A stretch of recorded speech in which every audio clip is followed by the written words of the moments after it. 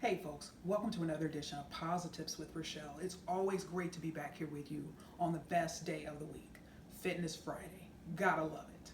Folks, last time I've been highlighting the last few episodes, the importance. We kicked off this series on the 4 P's of marketing, but I've been highlighting the first aspect of the product part of the 4 P's of marketing. Remember, I divided it out as far as fitness facility marketing is concerned by people and place. And this time I'm actually going to combine the next 2 P's being price and place or placement. Before I do that, I wanted to provide a little bit of clarification and just in the spirit of transparency, which I'm just a big fan of. I mentioned a couple of weeks that Elevations Health Club, you've heard me highlight that, and I've highlighted, just during different Fitness Friday episodes, the Owners Club, which was a very popular, wonderful column written by Rob Bishop for a number of years, and how his own club was facing many trials and tribulations, which have been documented in the last 2 or 3 issues of Athletic Business. And so the final column will appear in September.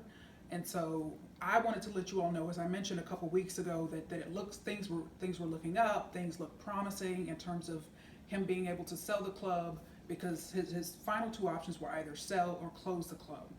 And so things were looking promising. In June, around the mid-June time frame, when they had an auction for the club. And so, but I wanted to let you all know I actually received a letter from him, which I'm actually not going to read, but I so appreciated. I had sent him and his team a thank you card, and just highlighting just a wonderful job what he did, just with the column and all of that. But just got a handwritten note from him, and I love handwritten notes, and that's why I send so many of them. But just wanted to let you all know that in lieu of him being able to successfully auction off the club, and this is public information, this is no secret, this isn't proprietary, it's just going to be appearing in the September version of Athletic Business. That promising situation fell through, and so the club will be closing at the end of July. So just wanted to clarify that. And I know when I saw this and I saw the Elevations Health Club, I was so excited. I was like, oh my gosh, one of my fitness heroes, and I have tremendous amount of respect for him and all he's done for the industry, and just sharing the highs and lows of fitness club ownership. But it certainly made me very sad, because I was not expecting that news. And just certainly know that when that final column appears in September, that a lot of people are going to be offering him position. There's just no doubt in my mind. He's going to continue to be a major player in the fitness industry, and to continue to help people learn, grow, and develop. And I'm often asked, who are the people that inspire you, Rachelle? And I can tell you without question, Rob Bishop, for a long time, and I've highlighted his articles, his column a number of times on Fitness Fridays. He's one of them. I really am always inspired by folks who are dealing with adversity, who are just passionate and full of purpose and willing to conquer and keep on keeping on despite any adversities that they face. And he's certainly a wonderful example of that. And I'm certainly looking for great things from him moving forward in the future, but just wanted to provide clarity and just give you all the latest development. As I had alluded to this, it was looking more promising back in June, but now things are not. So sadly, I received that news. But shifting gears here into the price aspect of the 4 P's of marketing. Now, this price piece it can be very challenging, because even though from a business plan or business planning standpoint, this getting the price right can be a challenge, because and many times it may be easier to overstate the value of something or what consumers will pay for it. And many entities have certainly made blunders on that, thinking that, oh, this is the most wonderful thing since sliced bread, and then it hits the market and the price point is too high. So then they have to pivot on the price, bring the price down. But anyway, there are essentially, in the interest of just simplifying this, to move this episode along very quickly, there are 2 different ways. We think about fitness facilities, fitness products, fitness services, whatever. So there are essentially 2 different ways we can look at price. So number 1, you can compete on price, and when I say compete on price, lowest price, best value, all of that, versus building value and charging more. Building value and charging more. And this is true. It doesn't matter if we're talking about you're dealing with a consultant, You're dealing with, I mean, Walmart, and one thing we know that they pirate from a retailing standpoint, and why they've been so successful for so long, is the EDLP, everyday low price strategy. And so that way, you don't have to wait. Yes, they have sales all the time, but their essential pricing strategy is everyday low pricing. And you've had other folks that come in, and now actually Aldi is another chain that's very price driven. That's essentially giving them a run for their money. You can Google. There was a CNN article that appeared on Aldi and how they're really challenging Walmart. So that pricing strategy, while it can certainly, low price can certainly be a strength, it can also be perceived to be a weakness, because when you study, and I'll just quote just a phenomenal person who has shaped my own thinking in regard to price, and particularly from a consulting standpoint, and evaluating and pricing, services and all of that. Daniel Araley. Dan Araley, who's actually a former Ivy League professor, and he has written several books, but Predictably Irrational is a classic, a wonderful book that I highly recommend. And so he is actually a behavioral economist, so he studies these things, but there's some great coverage in the book where he talks about pricing and how people respond to pricing and all of that. And we've all, I won't say, okay, I can't make that kind of dogmatic statement, but many of us have heard the old notion of, you get what you pay for. You pay for low price, you pay a low price for something, don't expect a lot, all of that. But he really speaks from this pricing standpoint in being predictably irrational, where you would have someone, just to give you an example, a person who may be a multimillionaire will tell themselves, just think from a fitness standpoint, oh, you know what? I'm going to join X gym. There may be a lot of different options in the area. You may have an Equinox, which is a very high price chain. You may have some lower priced options as well. But that person may tell themselves, and they have the ability to pay for all of these, I'm going to go with the low priced option because I can just only pay $15 a month for that membership. And that's where he's coming in with the predictably irrational standpoint, from the standpoint of this person is a multimillionaire and has the ability to pay for whatever they want, but they want to save money on and pay only $15 a month for their gym membership. And an example that he actually uses in the book is couponing. You have very wealthy people who will be multimillionaires several times over, who will clip 25-cent, 50-cent coupons and use them in the store. But it's just a fascinating book, and he talks about this concept of pricing and how I was introduced to him. And I want to quickly read a couple of snippets of in 2015, how I found out about him. And this was certainly an article that really impacted me, and I had to go and dig through some archives online of the daily Northwestern newspaper, Northwestern University, which I'm an alum, for those who don't know. So there's an article, this article appeared March 4th, 2015. Alex Putterman, who's a web editor, wrote this article, Where Are the Students? Breaking Down Northwestern's Attendance Challenges. Just to provide some quick context, this is a very long article. I'm not going to read it all. Essentially, he was talking about, why does Northwestern struggle with getting attendance? They just have low attendance struggles at games. Football, basketball, you could literally walk in halfway through the game and just walk in and get a seat. It's just the demand for those tickets, and just in terms of students attending and even alumni and non-alumni attending, there's just been some attendance challenges. So there's a lot of different factors that impact that. I mean, okay, LSU's not running into any problems filling seats during football season, but it's just, Northwestern as a whole, and will continue to be so, is an academics-driven university as opposed to sports. Yes, they've made some inroads, and they've done some good things here. But guess what? It will always be, academics will always take priority over athletics. Now, there's some schools like Stanford who are able to successfully balance both, but Northwestern has really struggled in that area. So I want to find this quick snippet here where Dan Araley pointed out that there's this whole concept. And the thing about Northwestern is the tickets, if you're a student, you got free tickets. And so this whole notion of free, people love free, people love giveaways, but you run into the challenge where people, if something is free, in most cases, people are not going to place a high value on it. And let me find what he said here. Okay, quote from Dan Araley. Imagine you have a ticket and it's either free or not free, but then you wake up on that day and say, I really don't feel like going. Duke behavioral economics professor Dan Ariely told The Daily in a voice message. It turns out the more you've paid, the more committed you feel to going. The money is helpful because it creates a sense of commitment. So true. So true. How many of us have been in a situation where we've signed up for something that was free and not shown up? It's like, I really don't feel like going. Well, it didn't cost me anything, so it's easy to make those decisions. I myself, I'm a very motivated person. I'm a very driven person. I'm a woman of my word, but there have been instances in my life, most definitely, where something has been free and I've just blown it off. Or somebody will give me a free book or a free workbook, and literally sometimes I won't even read it and I'll just donate it to the library because again, I didn't pay anything for it. So it's just that level of value and that sense of commitment that he alludes to so well is a major factor. And so where this comes in, we think about from a pricing standpoint, the pricing of your facility, the pricing in terms of what you're paying. Folks have to pay for personal training or memberships. You got to think long and hard about which way you're going to go, because the whole competing on particularly low price, in order to be successful, you're going to need volume.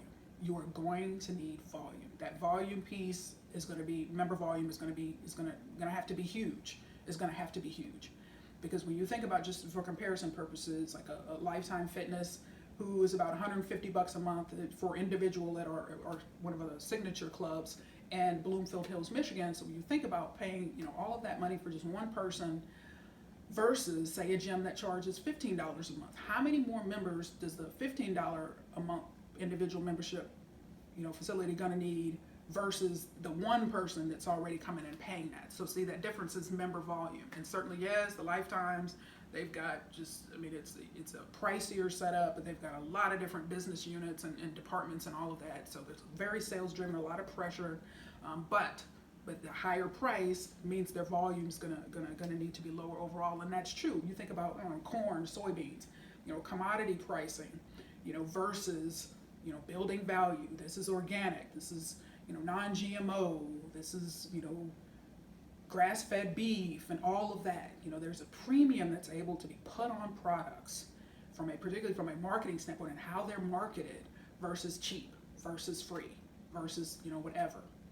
And so I just wanted to highlight that. You think about from a pricing standpoint and just how some of the pricing factors, as you're thinking about your services and all of that, what you're offering, how they're truly, we go back to economics 101 in this whole supply and demand. We think about the supply and demand concept and theory, and just if you got a lot of competitors in your market, from a pricing standpoint, you got to be realistic in terms of the value that you're bringing, the prices that you're charging, because obviously the greater the level of competition, the greater the typically, not always, the higher the likelihood of price sensitivity.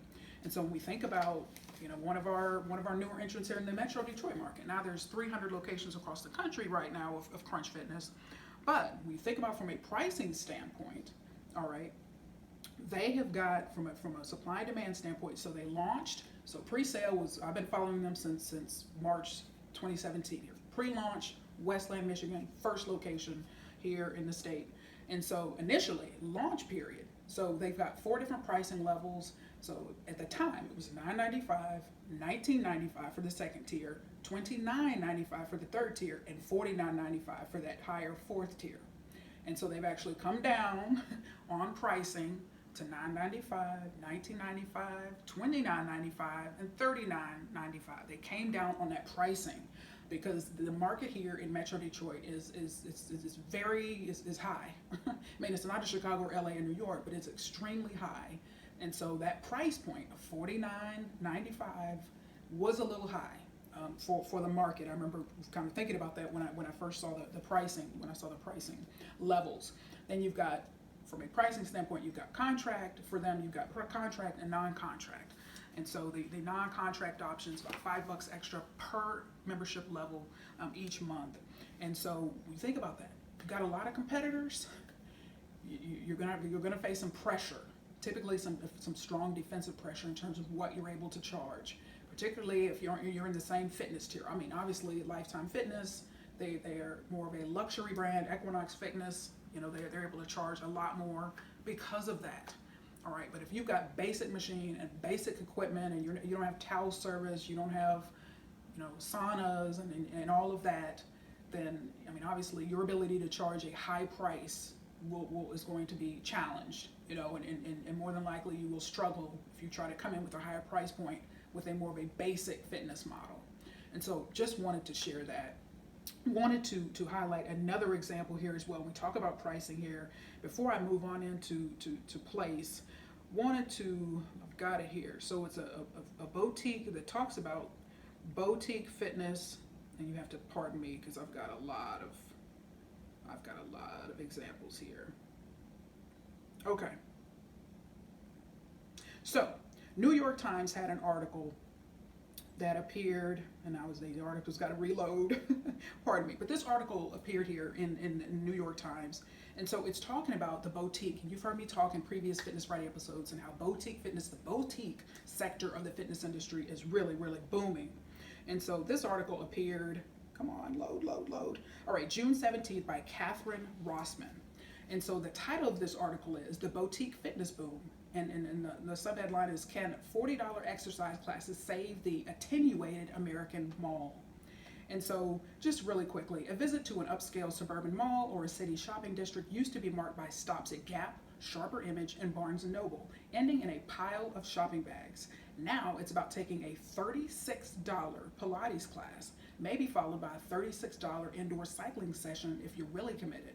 Then hitting the organic market to slam a $10 coconut water before making a quick stop for a $40 cryotherapy. That's what I did earlier this month at Rye Ridge Shopping Center, an outdoor mall in Rye Brook, New York, which houses, among the typical Starbucks, drugstores, delis, and clothing stores, a profusion of boutique fitness and wellness-based retail enterprises almost as concentrated as the electrolyte level in the coconut water, which honestly I skipped. It is reflective of boutique fitness clusters around the country that have emerged in suburban shopping developments and gentrifying city neighborhoods. These new storefronts are rendering the old concept of mall walking absolutely antiquated, if a comparative bargain. Had I timed my day right and perhaps taken a few uppers, I could have also done hot yoga for $28, taken a high intensity interval treadmill class for $34, and sat in a detoxifying sauna for 30 minutes for $30. As brick and mortar retail stores have taken a beating from the internet, yoga, Pilates, rowing, boxing, cycling, bar, and HIIT studios are entering the spaces formerly inhabited by apparel, books, and electronic stores, catering to consumer class, seemingly more interested in investing in the shape of their bodies than in the clothes that cover them. Taking a group fitness class, it turns out, is one of the few things you can't order from Amazon. These studios now make a big part of what has been called the experiential economy, after the experience economy, a phrase first coined in Harvard Business Review by B. Joseph Pine II and James H. Gilmore 21 years ago, but amplified to the max by the more recent advent of Instagram selfies. And so let me skip here.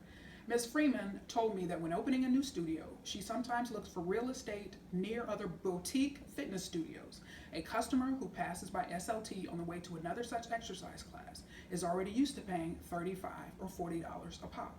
And there is a potential for the restaurant effect, which is when a row of eateries becomes a dining destination for customers who may want Italian one night and Thai another.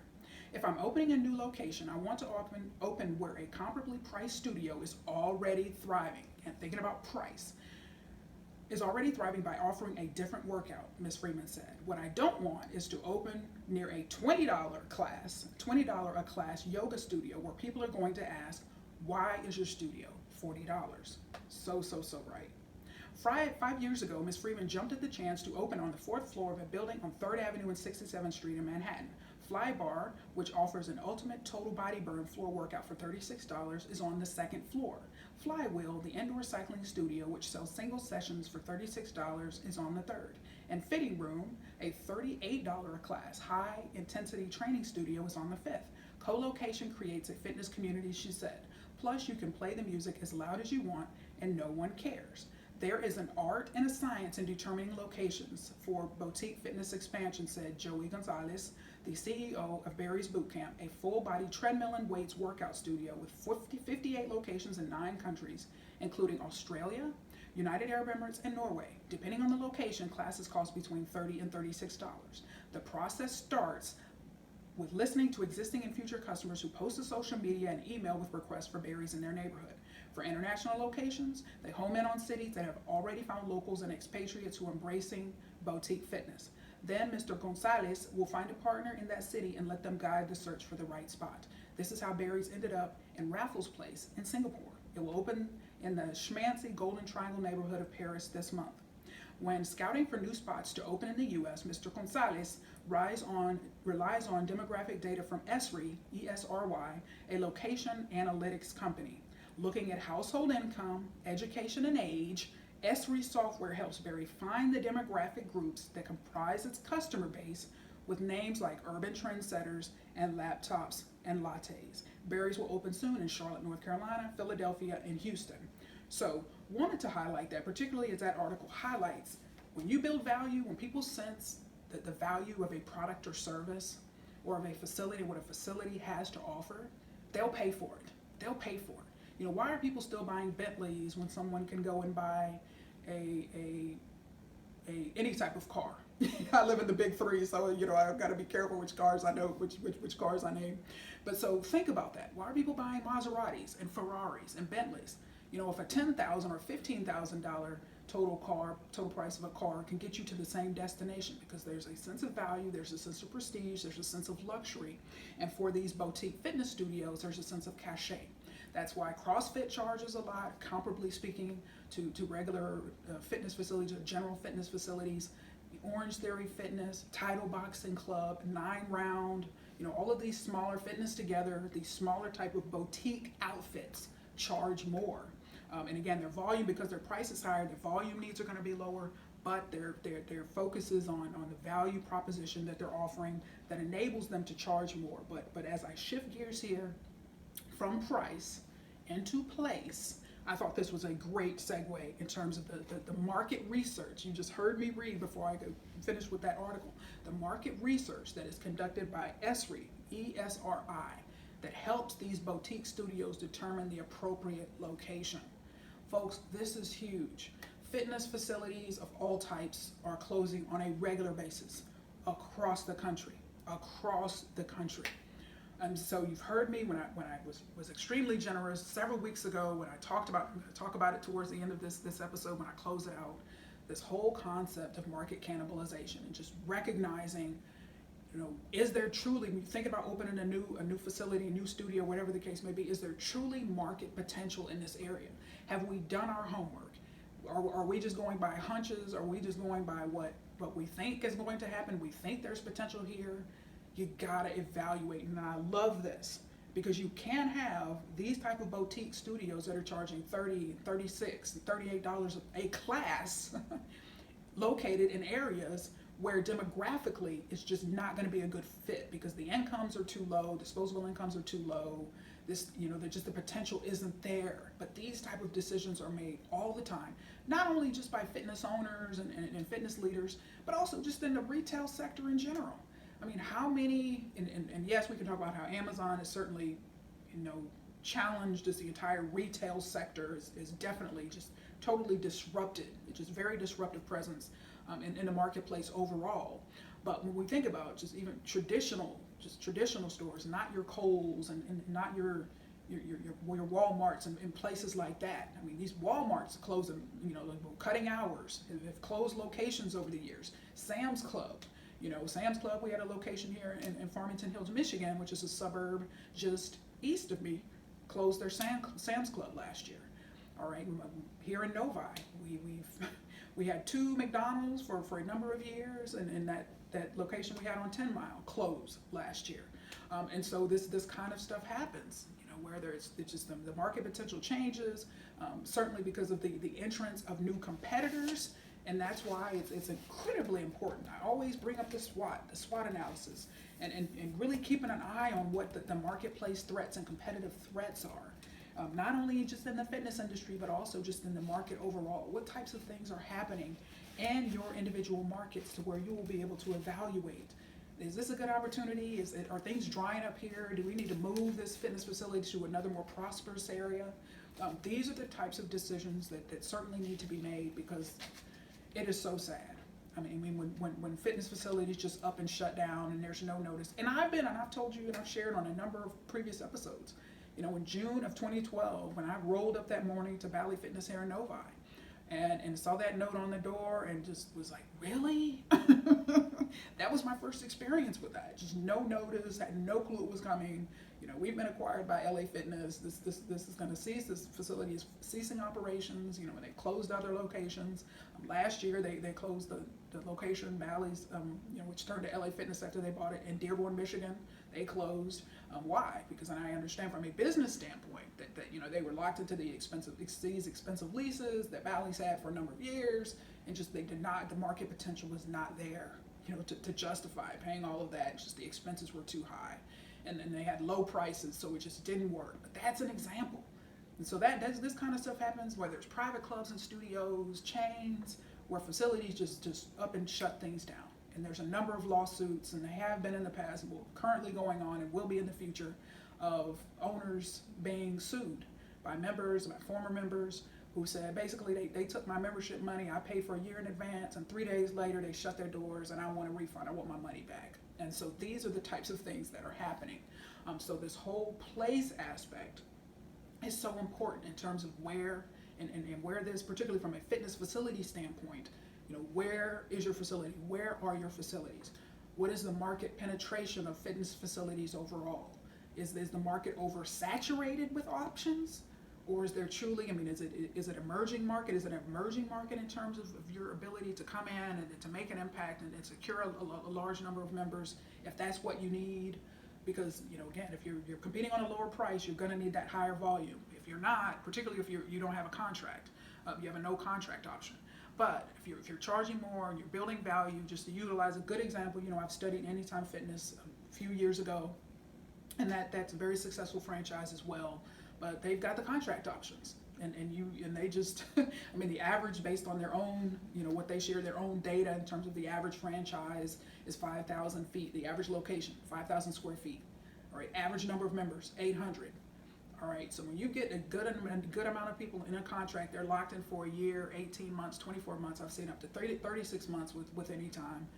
Okay, you're not necessarily having to chase volume all the time. Whereas in a non-contract option where the member churn is going to be higher, is all I'm saying. So this place aspect, where are your facilities, where are you located, but more importantly, please, I beg you, do your homework, do your market research. And that's why I love this article, and I've been saving it because I said this is a bona fide example of how the boutique industry, okay, you can be charging people $140, $150 a month at Orange Theory Fitness for an unlimited membership in an area with depressed income. I don't care if there are no fitness options in that area. But these types of decisions are made regularly, based on the hunches of franchisees or private gym owners. And this is something, again, just speaking with humility, this is doing our homework and doing our research. This is something we all need to make sure. Because growing and all of that and getting a lot of locations, and if you're not ready for that, it's one thing if you are and you've got a strong track record and you're able to do that and you've mastered it. If it's a franchise level, you've mastered that, the concept and the franchise and all of that franchise model. That's wonderful. Hit it, make it happen. And I'm talking about the poor person that hadn't been franchising long or has only owned his or her gym for 2 or 3 years, and all of a sudden, you've got 3 locations, and you've made a decision in the next 2 or 3 years you want to have 25. That's just you got to think about where is the potential, and that's fine. If you want to have 25, you've got you're capitalized for that 25 number, and there you ultimately mapped out strategically some markets where those 25 clubs are going to be successful. Is all I'm saying, because you don't want to deal with the situations where you're just closing because financial challenges have dogged you and your facility over and over again. Going back to Econ 101, think about the supply and demand aspect in terms of placement. This is so true. If a market is oversaturated with fitness options, all right, so if the supply is high and the demand is low, what is that? You're going to have a bunch of struggling facilities. All right, you're going to be, clawing, trying to get each and every member in the absence of having very strong marketing that's going to be able to drive your memberships and your foot volume and the interest part of the equation. So those are some things you really got to think about this aspect of where you are placing your clubs. And as I shift here towards the end of this article, wanted to highlight here, you heard me mention, this was right after it was announced. So just to quickly recap, in the city of Dearborn, my old stomping grounds, Dearborn, Michigan, home of Ford Motor Company. I actually used to live right down the street from Ford Motor Company headquarters. And so you had a situation where two Krogers were located across the street from one another.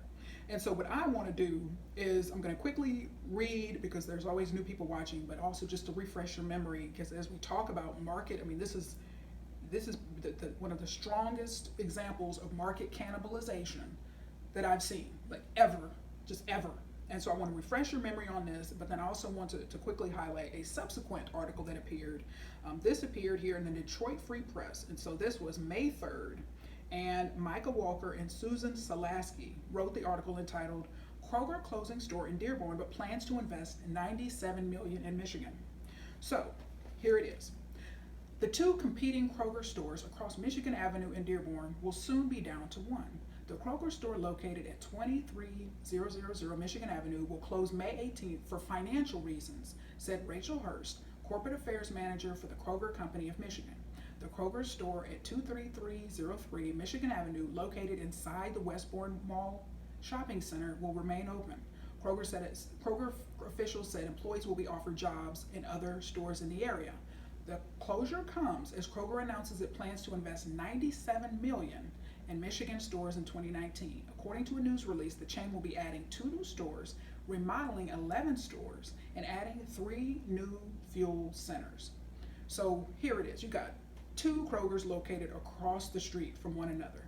Talk about market cannibalization. So one of them had to go, what? For financial reasons. So we think about doing this SWOT analysis and how important this is. We think about how important it is. We think about evaluating and studying, doing your market research to evaluate where potential is in terms of markets. All right, so you have stores, 2 Krogers, same chain, located across the street from one another. So when we think about how opportunities, and we think about the SWOT analysis and how opportunities and threats are external, so looking external in the marketplace and what is happening, it's very important that you not have, that your own facilities not be considered threats to one another. This is just so important. This is just so important. And this is where market cannibalization happens, where if facilities are too close together, if there's just not enough market potential, this is where facilities can run into problems, because there's just the market can become oversaturated, where just another facility in the same chain can be a threat. All right, and so I want to quickly read here some of this a few snippets from a follow-up article. So that was remember that article was May 3rd. So this is May 15th. Follow-up article, and also in the Detroit Free Press, entitled Shoppers Plan Candlelight Vigil to Mark Dearborn Kroger's Closing, written by Marianne Struman. Now, quickly get this going here. A heartbroken crowd will gather in Dearborn this Saturday for a candlelight vigil to mourn a loss that has struck a chord in the community. And they just won't be holding candles, they'll be waving Kroger cards.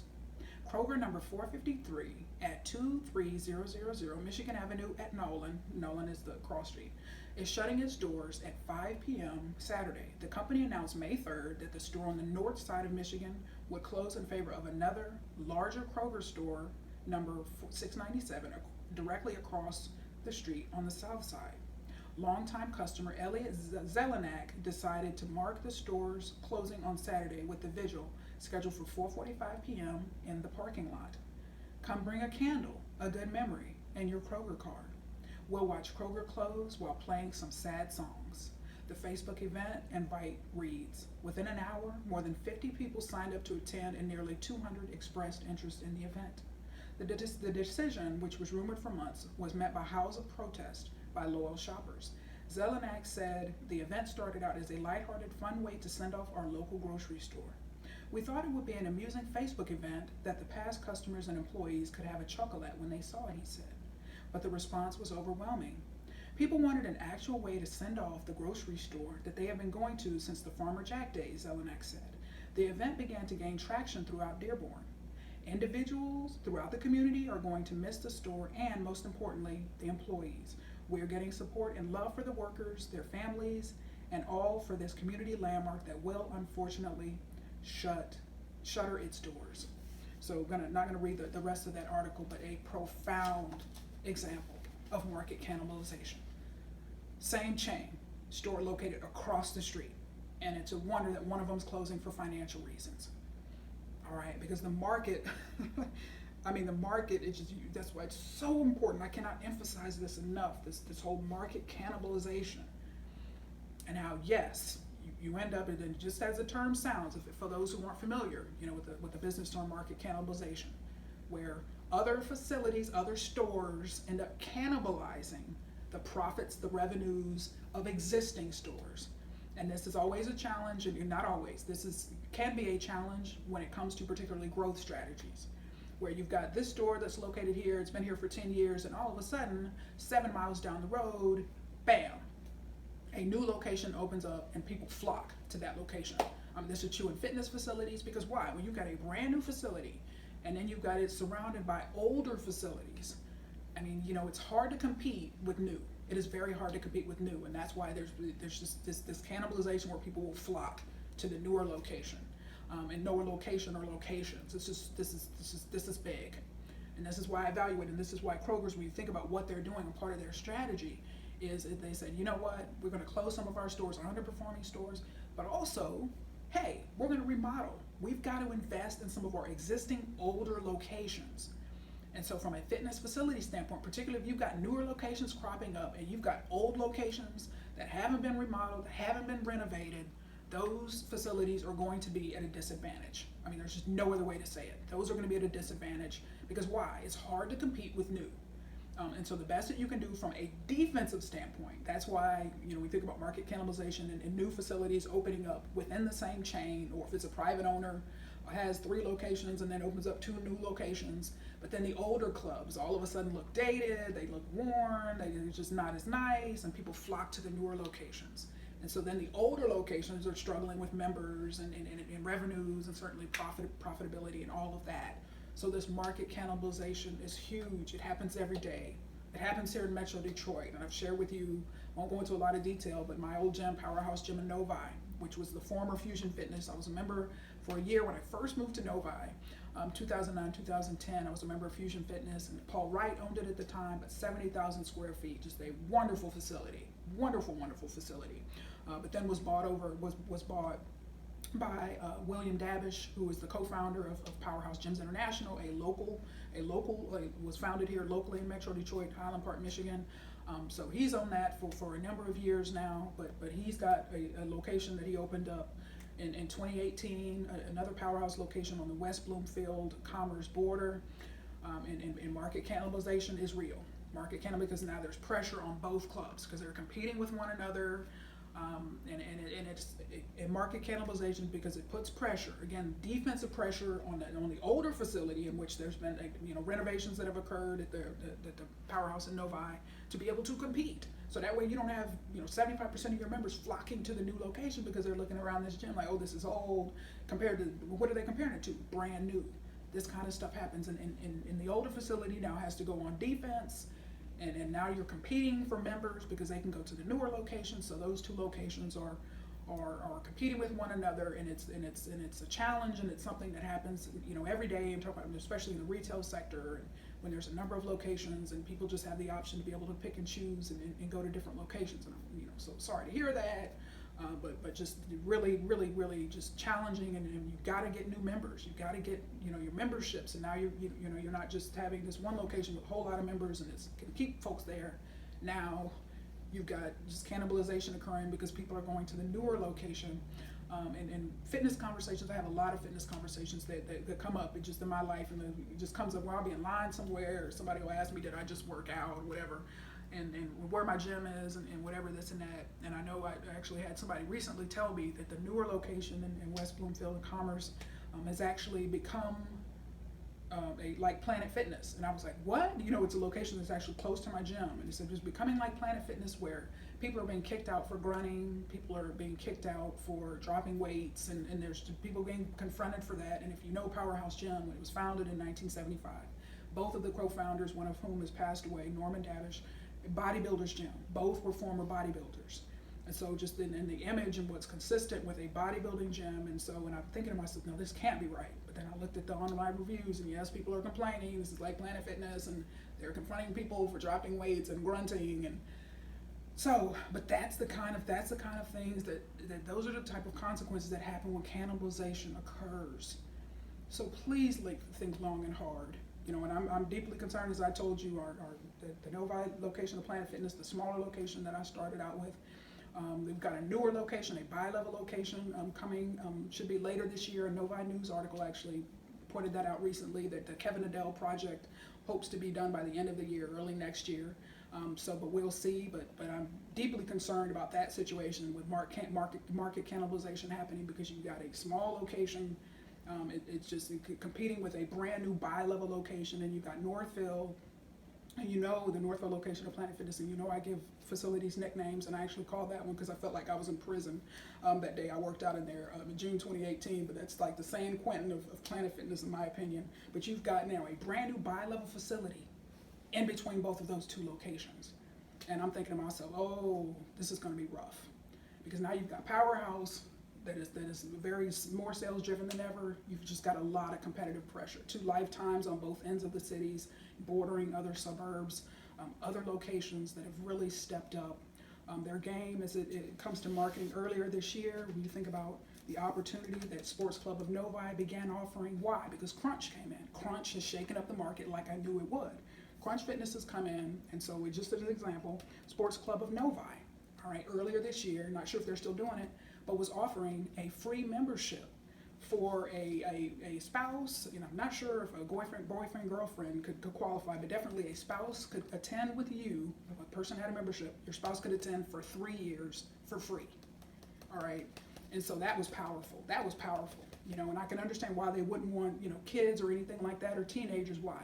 Because they want those teenagers in those classes. They're charging for tennis classes and all of that. And so you think about that, just how, from a threat standpoint, how saturated is your market? What is the potential? What are the how many competitive players do you have in the market? Because folks, this cannibalization is real. It happens all the time in various sectors. So I always want you to be successful. I want you to be successful. Yeah, I've been going from Powerhouse, for 2 years now. But I still, when I heard that, and how just the cannibalization, the pressure, the pressure that puts on a situation and on facilities, I had to pray for that situation. Please help them stay true to their values of bodybuilding, and that's a whole different market, and there's whole different expectations of what should happen in a Powerhouse gym versus a Planet Fitness. But that also let me know when I heard that. So that lets me know that they're going on offense against Planet Fitness. All right, and I know for Novi, so that lets me know. So when that new Novi location opens up, be prepared. Not only is Crunch coming after you, Powerhouse Gym is going to be coming after you, because they're revising some of their rules now, where they want more etiquette and decorum in terms of dropping weights and grunting. So again, competitive threats in the marketplace that exist, and I always want you to be successful. That's why I like to highlight examples from my own fitness journey, what I'm seeing and what I'm experiencing. But I don't want you to just get, in society, oh, growth is wonderful. I have 3 locations, so I want to have 18. That's wonderful, and that's a great vision, and that's just fantastic. But you got to ask yourself, am I ready for this? Do I have a track record? Do I have a leadership team? Is everything in place? But more importantly, if you remember nothing else from this episode, have I done my homework in terms of evaluating market potential? Because you don't want to set your facilities up where you're gonna have stagnant membership levels, stagnant growth, and you're wondering, why is this happening? Why are all of our clubs at level in terms of membership? Well, when you count the number of members that you have in a particular area, or the number of clubs, then that will become obvious to you. All right, you can have 5,000. You can be the only one in the market with 5,000 members. But then you open up 4 and 5.